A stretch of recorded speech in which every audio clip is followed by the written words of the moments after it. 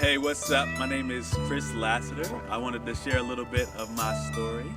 As many of you know, I grew up right here in Stanton, Virginia, and I would describe the home I grew up in kind of like the Cosbys. I grew up with both my parents. They both loved me a whole lot, and every Sunday we went to church, and that was good because I learned a lot about God and about church culture in that experience, but not everything within that experience was good. I learned a lot of stuff that I just assumed to be true about God because I'd heard it in a church setting from well-meaning people.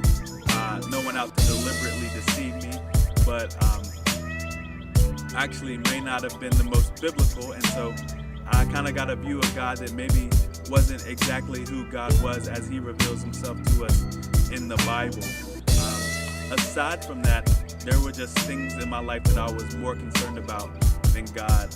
One of those things was basketball. I grew up just wanting to play in the NBA, wanting to play in college, and was really devoted to the game.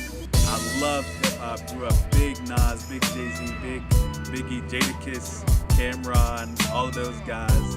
Huge fan of all of them. And the opinion of my friends meant a whole lot to me. And so within those three things, hip-hop, basketball, and friends, I kind of figured out how to make decisions in light of those three factors.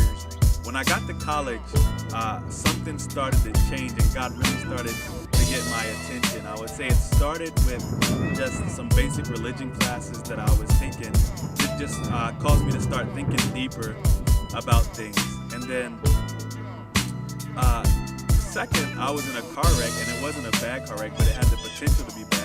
But it really got me thinking about eternity and things like that. And then there were some other things. But I would say one of the biggest things was I had a cousin named Petey who grew up in Stanton with me, and we both went to Shenandoah University. And we both grew up in the same kind of churches, and we both kind of had similar religious views for a long time. And then he became a Christian first, and Jesus just kind of went from not meaning so much to him to meaning a whole lot to him, and that made me curious. I would say Petey's life had a huge impact on me for a number of reasons.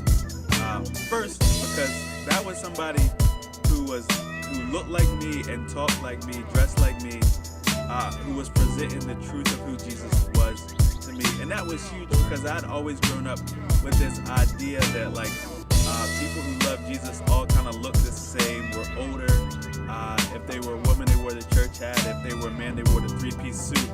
But he was the first person really in my life who kind of looked like me, who was taking time to reach out and challenge what I believe about Jesus Christ. I think the second reason that Petey's life had such an impact on mine was because I know Petey loved me, and it wasn't just somebody trying to come and preach something at me. I knew that if he was taking the time to invite me into his home and tell me something, it's because he loved me and he knew it was true. And so as I began to investigate the claims of Jesus Christ, I saw that Jesus Christ was God. He did come in the flesh, live a perfect life, and die on the cross for my sins so that I could enjoy a personal relationship with God myself. And through Petey and the circumstances God was using to get my attention, I became a Christian about 11 years ago.